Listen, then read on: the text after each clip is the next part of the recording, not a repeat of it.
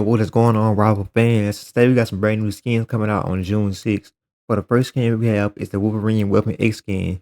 And for our second skin we got Jet the Land Shark Sunshine Land skin. The Weapon X skin is like the most best looking one. Now guys, correct me if I'm wrong, but I believe the Jet the Land Shark skin was shown in the Infinity Comic issue number 8. I could be wrong. Now according to Miller Ross, he says the skin is gonna be 1,600 units, which come with an MVP animation, a emotes, a nameplate, a spray. Now, let's take a look at its MVP animation and gameplay.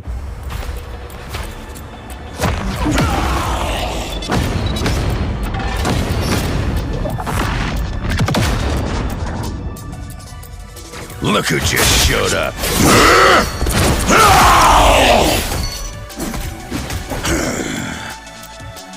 Now, I have to say, I really love the idea of them adding this skin in the game. I feel like they should have added this skin way sooner. And also, I love how at the end, they try to restrain him from being the wild animal that he is. Alright guys, Marvel Rivals Discord is hosting a brand new community event. On June 3rd to June 6th, players can vote for their favorite emotes. For the event rules, it says they will send out 2 sets of emotes, one from Big Head mode and one from in-game assets. And it also says each emote is numbered, so make sure to vote for the emotes you want to see by reacting with their number. Now as for rewards, you can get 10 new emotes used in a Discord server. And you can also get the limited Discord role called Season 2 Hellfire Gala. Also guys, we got some brand new patch notes. It's not that much to cover in the patch notes, but we still uncover it. Alright, to start, it says players can get a limited time login reward called the Tic-Tac Toe Spray. Now keep in mind, this is limited, so this can go from June 5th to June 12th. So make sure you guys claim that. Now for the optimizations, it says Loki illusion cannot perform emotes with the real Loki during battle mission multiplied. And for the second optimization, it says players can now have up to 6 sprays at once on the battlefield. Now, in my opinion, that one right there is actually a good idea because I got tired of spraying one spray, then when I sprayed the other spray, my other spray disappeared. I never liked the idea. Now as for the fixes, it says they enhanced Jeff and NATO team up profile story. And last, for the maps and modes, it says they fixed certain terrain issues in the Hellfire Gala Cocoa map where characters who become stuck or clipped to strange locations. Alright guys, NetEase is hosting a content insensitive event. Here it says, Season 2.5 of Marvel Rivals this year bringing further new content including their rival Ultron, the formidable strategist, as they play up a new hero, and exciting team ups. Now it's your chance to sign our content insensitive events, whether you love creating instructive videos, capturing stunning screenshots, or sharing your fun moments. We want to see how this new season inspires you. So for the event period, it says the event will be announced on June 20th, and the review period will be on June 21st to July 4th. And the awards will be announced on July 5th to July 10th. To participate, what you're going to do is you got to post a required graphic works on Instagram, Twitter, or YouTube under the hashtag marvelrivals and hashtag rivalscreate during the events. After you do that, then you're going to choose your track and submit your entries through the event page to complete the registration. Now for the reward rules, it says the first, second, and third prizes in each track will be rewarded based on the viewership of the individual entries on a single platform. Now for the second one, it says the winners will be announced before July 10th and all awards will be sent before September 10th. Now also for the awards, it says the first to third place winners will get 8,000 in-game units, while the 4th to 10th place winner will get 5,000 in-game units, and while the 11th place to 20th place winner will get 2,500 in-game units. And also for a raffle prize, it says 50 participants from each track will be randomly selected to gain 1,000 in-game units. So I think this is definitely worth doing. Now if you guys want to know where to find this, I will have a link in my description, so make sure you guys click that link. Alright guys, first up, we got this Reddit post by the user known as Triangular Studios. He says, most of you won't improve at Marvel Rivals until you learn to step back. He states, let's be blunt, raw mechanical skill will only get you so far in Marvel Rivals. If you're grinding matches and still hard stuck, it's probably not your aim that's holding you back, it's your awareness. Most players play too fast and think too little. If you actually want to improve, you need to take a step back literally and mentally and assess your gameplay beyond just kills and deaths. He then proceeds to go over the 9 types of awareness that separate decent players from genuinely good ones. The first one is called game awareness.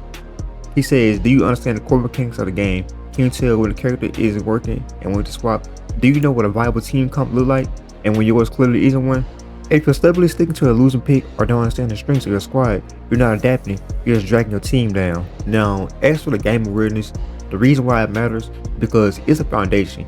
If you don't understand the game basic flow, how objectives work, and how team comes to interact or when to switch, you're playing blind. Now my thoughts on it is, a shocking number of players try to force heroes into bad matchups or wrong compositions. Knowing when to let go your main and adapt is one of the biggest skill jumps from average to great. For the pros of game awareness, I say it leads to smarter decision making and it helps you understand why you're losing. As for the cons, it requires humility and game sense, which newer players lack. And for another con, it's hard to develop without playing a variety of roles. Now the second one he goes over is called team-up awareness. He says, this is a unique mechanic in Marvel Rivals. Are you choosing characters that enable strong team-up combos? Are you actually using the combos? Or are you ignoring the synergy completely? If you pick conceptually, you're not playing the game at its highest level. Now as for the team-up awareness, the reason why it matters because it's a core mechanic unique to Marvel Rivals. Team-ups can swing in fights, save teammates, or enable key combos, but they will only work with communication and intent. Now my thoughts on it is, players often pick characters for selfish reasons. They're strong or flashy or maybe something else, but they ignore synergy. Great team abuse synergy and create unfair advantages through coordination. Now as for the pros of team-up awareness, the first pro is you make your team exponentially stronger and you encourage communication and strategic hero picks. Now as for the cons, it requires some coordination, which is rare in solo queue. Another con is it's not intuitive at first, so we have to study combinations and find out which works best for your teammates. And for the third point he goes over is character awareness. He says, do you know what every character can do, not just your main character? Do you understand the counters, the cooldowns, the weakness, and how to exploit them? You don't need to master every hero, but if you don't recognize what your opponent is doing, you're already behind. Now the reason why this matters and why it's important is because if you don't know what your opponent can do, you can't play around them. You'll get caught off guard by cooldowns, ultimates, or surprise burst damage.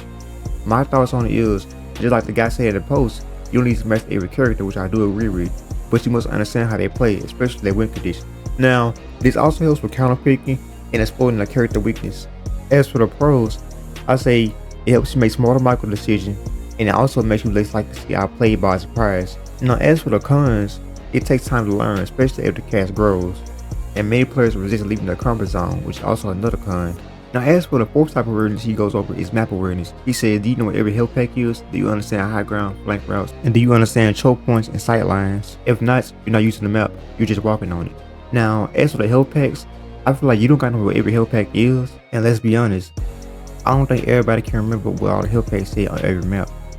Now, the reason why map awareness is important and why it matters is because the map is basically your third teammate. If you understand its layout, you can predict rotations, control fights, and escape death. If you don't, you'll get picked off or waste time. Now, as my thoughts on this, I think being on the high ground can help you win a fight, period. And yes, many players just walk out of main and die. Knowing the map means you can choose to fight instead of reacting to it. Now, as for the pros of map awareness, I say it lets you take smarter fights. As for a second pro, it helps healers and DPS survive and escape. As for the con, now I have to say, I think the first con of map awareness is it requires repetition, meaning you have to study every map, not just play on it. Now another con I say is it gets harder as new maps are added. Now overall, in my opinion, I don't think you gotta remember every map in the game, but just get like a feel for it. Now the fifth one he goes over is team awareness. Now I think team awareness is probably the most important thing in the game compared to every other thing on this list.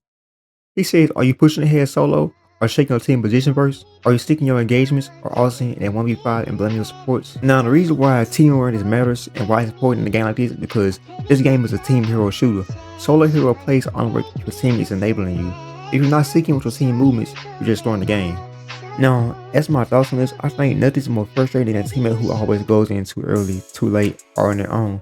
Learn to look at your team positioning is an easy way to get more value. Now, when it comes to team awareness, I say some pros of this is you increase your win rate instantly, and another pro of this is it also helps you avoid feeding and wasting cooldowns. As for the cons, they can feel limiting if you want to play aggressively. Another con I say is it requires patience and self-control that some players don't have. Now, the sixth type of awareness he goes over is called tilt awareness. He says, can you stay locked in? Are you mentally drifting towards for dinner, a bad teammate, or your last death? Do you know when to stop queuing? You're not helping anyone if you're tilted, distracted, or mentally checked out. Take breaks and regain focus. Now I'll say the reason why tilt awareness matters and why it's important because the mental state affects reaction time, judgment, and consistency. If you're tilted or distracted, your awareness drops and it spirals. Now my thoughts on this is, this one's huge. Most players throw 2 or 3 extra games because they're too proud to take a break. Being aware of your emotional state is one of the most underrated competitive skills. Now when it comes to the pros of tilt awareness is, I say 1, it saves MMR and your mental health, and it also encourages healthier gaming habits. Now as for the cons, it requires ego checking and emotional honesty.